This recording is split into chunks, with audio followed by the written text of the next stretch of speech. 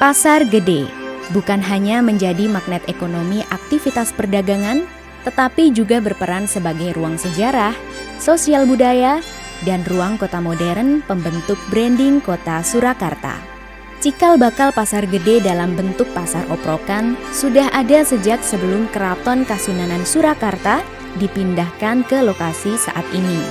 Selanjutnya, Pasar Gede dibangun secara permanen pada masa pemerintahan Pakubuwono X dengan gaya perpaduan Belanda dan tradisional Jawa oleh seorang arsitek bernama Thomas Carlsen. Dalam perjalanan waktu, Pasar Gede mampu mempertahankan desain bangunan ekologis humanis dalam mewadahi seluruh aktivitas penggunanya sesuai perkembangan zaman. Maka, sudah sepantasnya Pasar Gede menjadi cagar budaya yang harus dilestarikan. Menilik lebih jauh mengenai peran Pasar Gede dari masa ke masa akan lebih mudah apabila kita membaginya ke dalam fase perkembangan sejarah berdasarkan periode waktu, yaitu fase kerajaan kolonial, fase awal kemerdekaan, fase pra-pandemi, dan fase pandemi saat ini. Pada masa kerajaan, kawasan Pasar Gede adalah kawasan Candi Padurasan. Candi Padurasan menjadi daya tarik orang untuk berdatangan, sehingga menjadi titik pertemuan berkembangnya aktivitas perdagangan yang disebut dengan pasar. Kawasan ini berada di sebelah timur Kali Pepe yang sekaligus merupakan jalur perdagangan utama kaum koloni dagang seperti kaum Tionghoa dan Arab. Pasar Gede ini landmark kota dagang Solo yang menurut saya mampu mewadahi lintas etnis. Pasar Gede ini justru membentuk pemukiman ini berdasarkan letak-letak bandarnya gitu.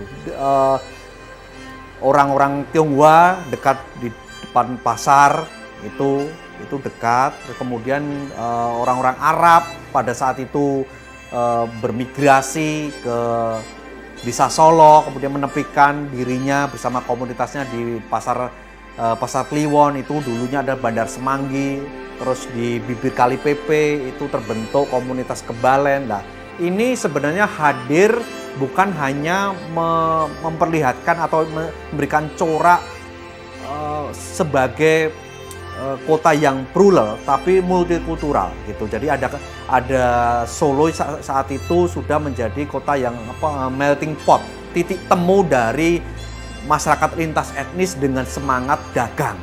Ya, menelusur sejarah Pasar Gede tentunya tidak bisa lepas dari Pasar Gede yang dimulai dari sebuah kawasan candi ataupun yang disebut Candi Padurasan yang berada di sebelah timur Kali Pepe. Yang Kali Pepe itu adalah membelah kota Surakarta bermuara pada Bandar Beton. Disitulah kemudian mulai berdatangan melalui jalur sungai. Wilayah candi menjadi daya tarik orang-orang berkunjung ke sana baik dari lokasi sekitar Pasar Gede sehingga juga mengundang daya tarik dari orang-orang di luar kawasan Pasar Gede termasuk di wilayah Surakarta pada waktu itu. Sehingga muncullah koloni-koloni yang mulai masuk melalui jalur sungai, teman-teman etnis Tionghoa yang kemudian membangun koloni dagang di wilayah sekitar Pasar Gede sehingga pada perjalanannya Candi Padurasan ini berubah menjadi tempat pertumbuhan ekonomi yang kemudian disebut dengan pasar. Pada zaman ini, Kali Pepe menjelma sebagai urat nadi perdagangan sekaligus pembentuk struktur ruang permukiman kota Solo. Selain berfungsi sebagai jalur transportasi, Kali Pepe memberikan kontribusi besar atas terbentuknya permukiman multikultural dengan semangat dagang. Lokasi permukiman lintas etnis tersebar tidak jauh dari kawasan Pasar Gede, yang terlebih dahulu sudah berkembang menjadi kawasan perdagangan yang ramai. Keberadaan permukiman multi etnis ini ditunjukkan dengan gaya bangunan berarsitektur khas etnis tertentu yang beberapa masih bertahan hingga saat ini. Kita bisa mengidentifikasi bangunan-bangunan ruko yang ada di sepanjang Kali Pepe. Di depan Kali Pepe itu mungkin ada ruko yang memang tipologinya hampir sama karena memang peradaban air waktu itu memang sangat mendukung tumbuhnya kawasan perekonomian pertokoan di kawasan Pasar Gede sebagaimana teman-teman etnis Tionghoa itu ketika melakukan aktivitas ekonomi, mereka mendatangkan dagangan dari luar melalui kali, kemudian dari belakang itu ada semacam derek yang kemudian digunakan untuk mengangkat barang, membongkar barang dari kapal, kemudian dinaikkan ke gudang yang biasanya bentuk ruko pecinan itu kan bagian atas dan belakang itu adalah gudang, kemudian depan itu adalah tempat usaha toko, kemudian yang di tengah adalah ruang keluarga. Sehingga barang dagangan diderek dari kali dinaikkan ke atas. Kalau memang nanti terjadi transaksi pembelian yang lebih banyak, biasanya disalurkan melalui sebuah lubang yang berada di atap ruko, di atas rukonya, diturunkan dari situ. Nah, itulah kemudian bentuk-bentuk perilaku ekonomi usaha yang kemudian memang menjadi kultur masyarakat Tionghoa yang ada di sekitar Pasar Gede. Sampai sekarang pun kita masih bisa meraba-raba peninggalannya, yaitu ruko, rumah-rumah orang Tionghoa itu menghadapnya juga ke kali, ke sungai Pepe itu biasanya untuk menaikkan barang dagangannya. Itu tadi. Kemudian lantai atas itu untuk tempat tinggal, depannya untuk toko, belakangnya gudang gitu. Gudang ini biar lebih gampang untuk menaikkan atau menurunkan barang dagangan yang menonjolkan aliran sungai Pepe. Napak tilas pada masa kerajaan. Pasar Gede terkenal dengan letaknya yang strategis.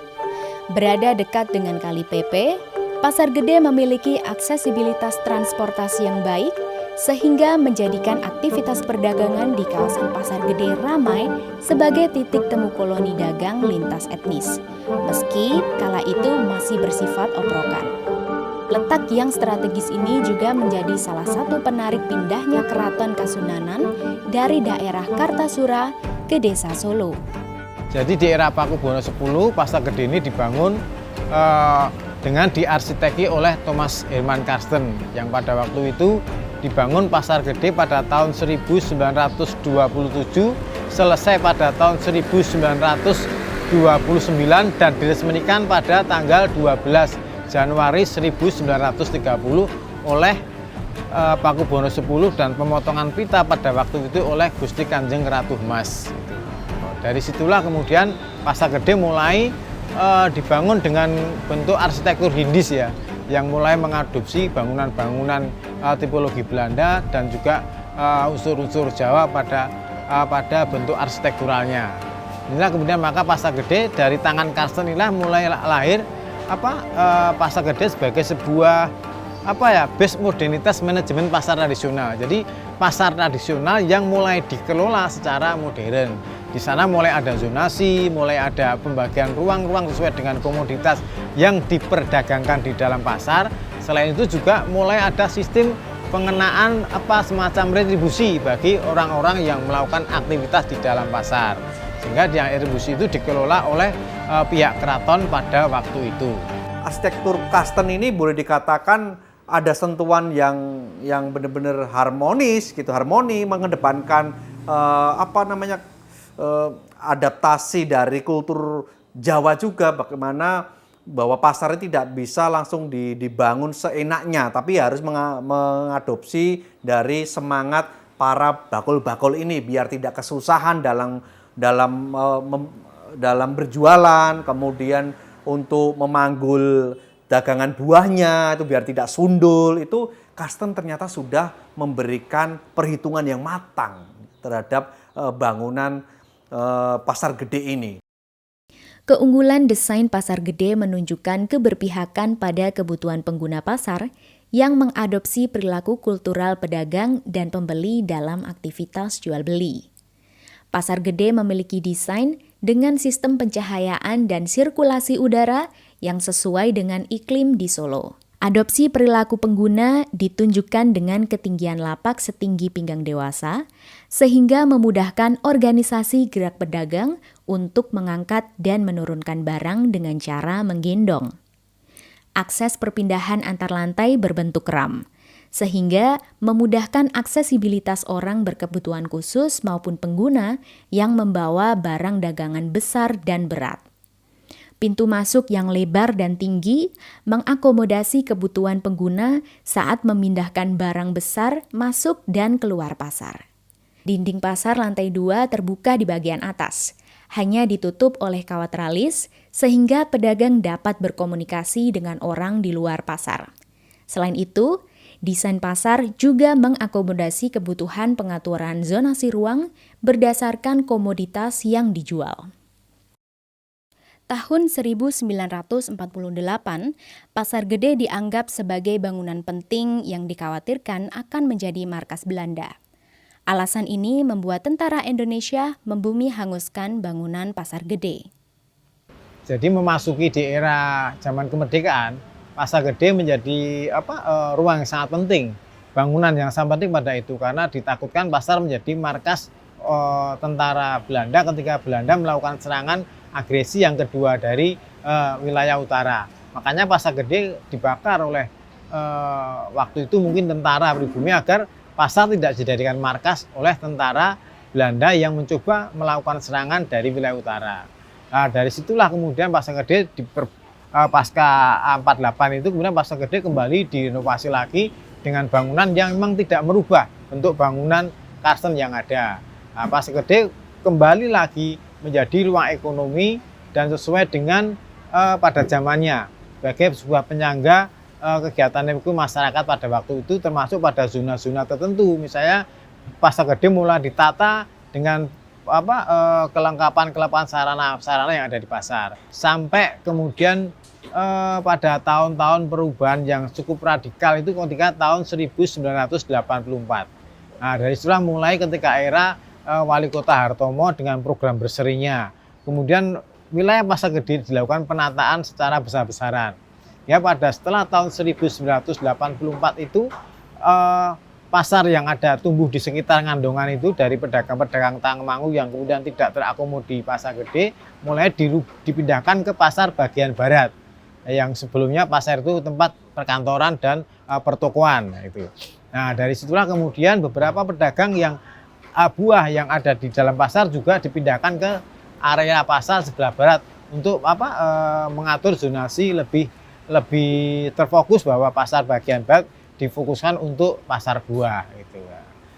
Setelah situasi kembali aman, Pasar Gede dibangun kembali dengan menggunakan desain yang sama, yakni rancangan Karsten.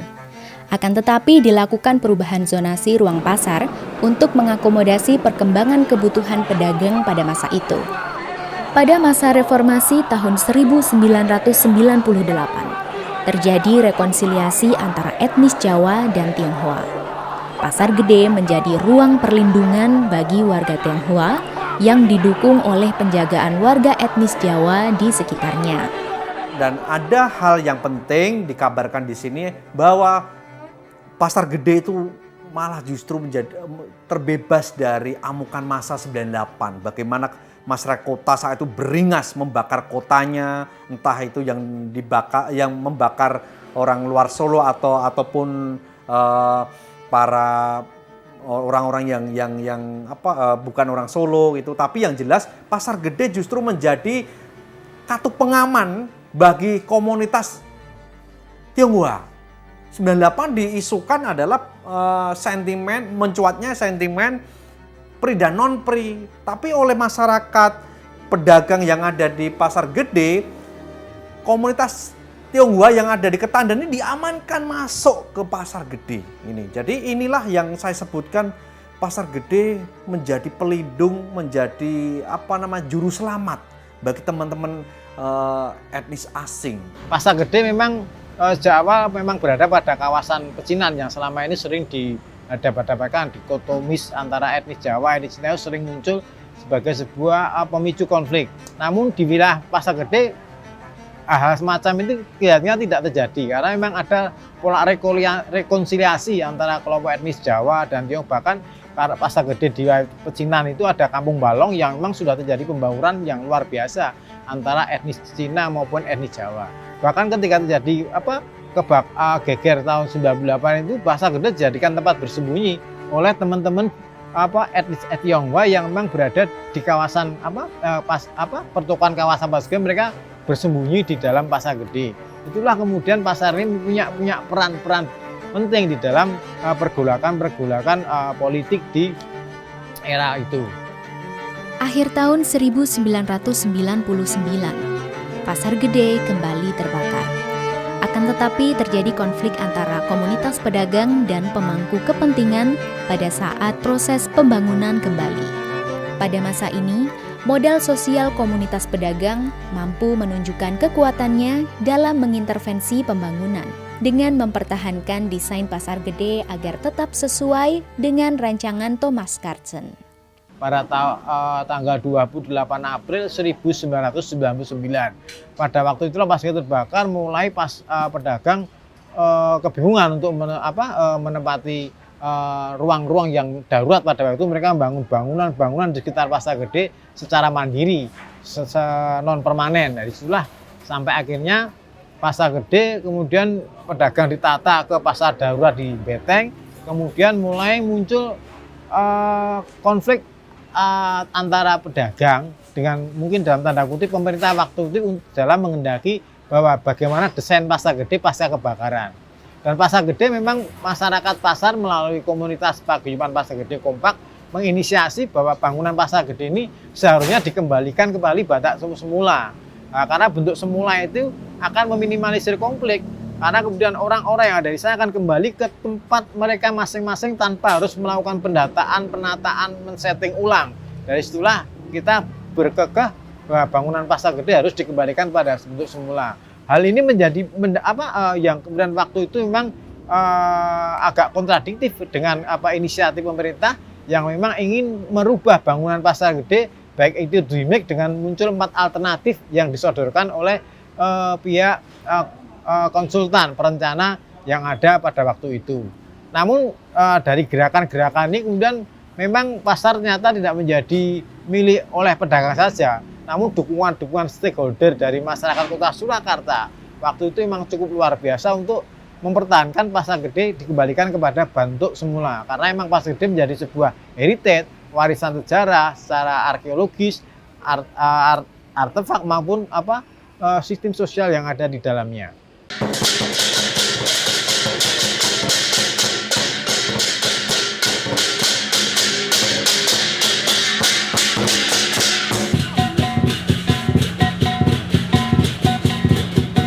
Selanjutnya, Pasar Gede bukan hanya berperan sebagai ruang ekonomi, tapi juga menjadi panggung pagelaran. Salah satunya adalah Grebeg Sudiro Prajan, yakni pawai yang menunjukkan akulturasi budaya Tionghoa dan Jawa. Grebeg Sudiro Prajan telah menjadi salah satu event tahunan besar di Indonesia, dilakukan setahun sekali selama 7 hari sebelum perayaan Imlek atau Tahun Baru Cina. Nah, pada periode Pak Jokowi ketika menakodai Balai Kota, itu Pasar Gede dipoles untuk panggung Grebeg Sudiro. Maknanya apa? Ini maknanya memberikan sentuhan lain pada grebeg, bahwa grebeg itu bukan hanya grebeg sekaten yang dipunyai oleh masyarakat Solo, tapi Grebeg Sudiro ini berangkat dari semangat Kelurahan Sudiro Prajan, masyarakatnya untuk merayakan Imlek. Nah, itu tidak bisa dipahami, oh ini Tiongkoknya Solo, enggak, tapi justru ini ada harmoni yang dibangun Grebeg Sudiro ini untuk mewadahi atau mengikat kerukunan sosial yang momentumnya adalah perayaan Imlek ini. Nah, ini ternyata menjadi kalender nasional yang mampu menarik jutaan mata masyarakat lintas, bahkan masyarakat dunia. Orang berbondong-bondong datang ke Solo untuk menyaksikan grebeg, berfoto ria, selfie, swafoto di daerah Pasar Gede. Nah, kalau kita maknai Pasar Gede ini adalah panggung sebenarnya, panggung yang sudah jadi. Banyak event, banyak kegiatan yang aneh-aneh dilakukan di Pasar Gede. Karena apa? Ya merasa Pasar Gede tidak lagi dibuat-buat. Ini sudah panggung alami yang bisa menjual, yang enak dilihat mata gitu, dan sudah terkenal dan mempunyai akar sejarah yang beragam ini. Perkembangan pasar gede lainnya adalah upaya menangkap pangsa pasar anak muda untuk menggunakan ruang sejarah. Pasar gede beradaptasi dengan perkembangan zaman dan menjadikan bangunan barat sebagai ruang ekonomi kreatif berbasis kuliner. Pasar gede ini oleh Pemkot berusaha untuk dipoles di bagian barat ya, bagian yang gedung barat itu pasar gede itu dijadikan ruang publik. Nah, ketika kita boleh menyebut ada Wedangan Cendonowangi gitu, itu saya juga sering membuktikan, sering nongkrong di sana, itu dijadikan ruang untuk anak muda melihat Solo dari titik tengah gitu. Nah, itu bukan hanya menawarkan keindahan, ketentraman, terus kemudian untuk kongko anak muda, tapi berusaha sebenarnya secara tidak langsung generasi milenial, generasi muda ini diajak untuk memahami keunikan bangunan, kemudian di bawahnya itu lalu lalang, para pedagang, kesibukan kota, terus ada pemukiman Ketandan yang masih lestari sampai sekarang. Ini dimengerti tercipta karena adanya keterbukaan budaya Solo. Pandemi COVID-19 menurunkan geliat aktivitas kawasan Pasar Gede, baik perannya sebagai ruang ekonomi, sosial, maupun panggung budaya. Pagelaran budaya seperti Grebek Sudiro Prajan dihentikan sementara untuk meminimalkan penyebaran COVID-19. Oleh sebab itu, jaringan jalan sekitar kawasan Pasar Gede kembali hanya berfungsi sebagai prasarana transportasi. Akan tetapi, Pasar Gede mengupayakan adaptasi untuk mengembalikan vitalitas kawasan melalui pemasangan sekat transparan untuk meminimalkan kontak langsung tanpa menghambat komunikasi antara pedagang dan pembeli. Penyediaan sarana pendukung cuci tangan dan vaksinasi seluruh pedagang juga merupakan upaya pendukung prosedur kesehatan yang dilakukan. Jadi memang kemudian ketika Pasar Gede tumbuh menjadi destinasi wisata, namun kemudian juga mengalami pukulan ketika terjadi pandemi karena COVID-19 ya. Itu yang kemudian menjadi daya beli masyarakat menurun, mobilisasi juga menurun, Pasar Gede juga mengalami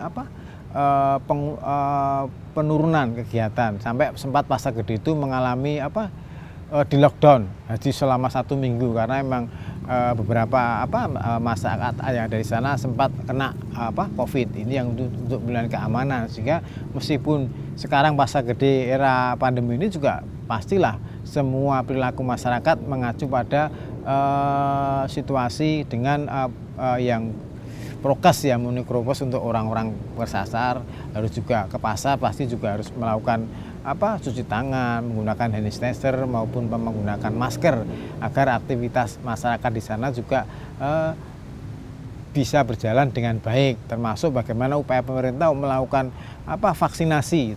Vaksinasi di pasar itu adalah yang paling pertama untuk di Kota Surakarta ini setelah tenaga kesehatan. Sehingga bagaimana geliat ekonomi yang betul-betul diupayakan akan segera pulih ketika pasar itu menjadi ruang yang safe untuk berkegiatan di era pandemi ini.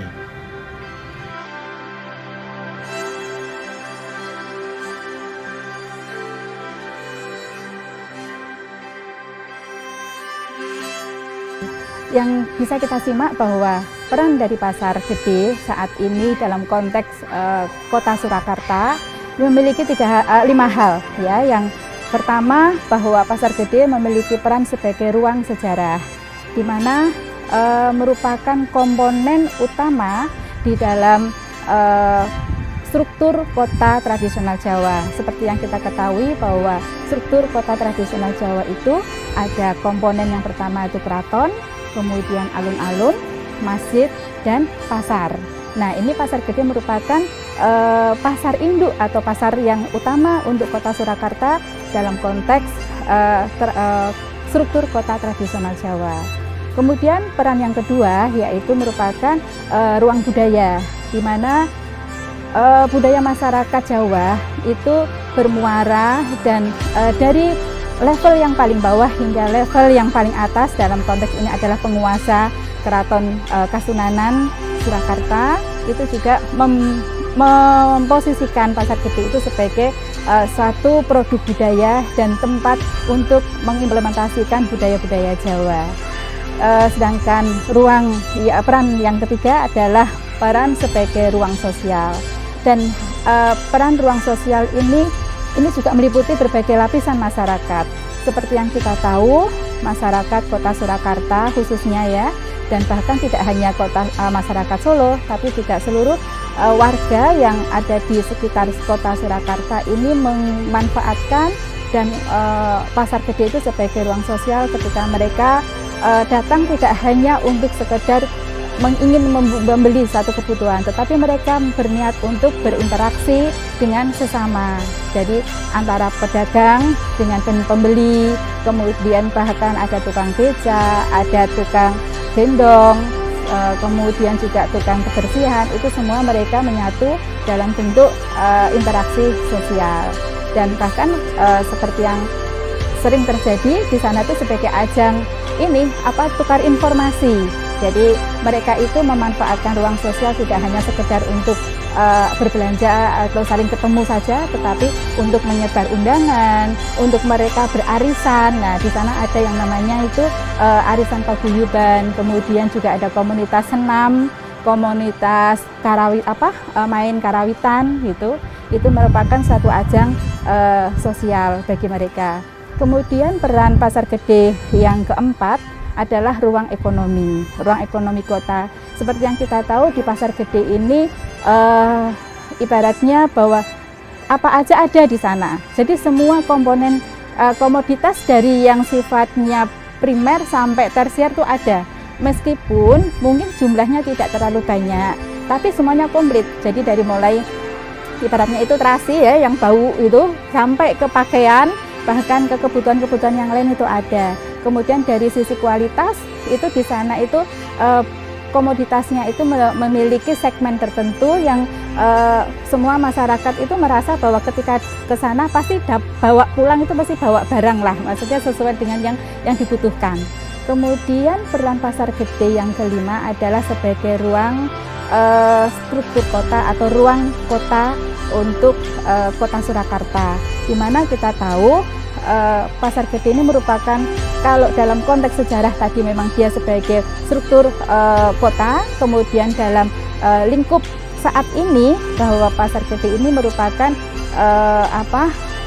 ruang kota di mana pusat perekonomian Kota Surakarta ini berpusat di Pasar Gede. Itu dalam konteks dari semua level. Kalau misalkan kita tahu yang namanya perdagangan itu kan ada berbagai macam, ada pasar tradisional, ada pasar modern, dan bahkan di Solo juga ada yang namanya pasar semi modern, dan juga ada perdagangan yang informal. Dan ini yang merupakan ruang sebagai ruang kota di mana Pasar Gede ini pada masa-masa yang sulit pandemi ini tetap bisa bertahan, beda dibandingkan dengan ruang-ruang kota yang lain. Dia dari ekonomi, kemudian sosial, budaya, dan bahkan sejarah ini melekat jadi satu.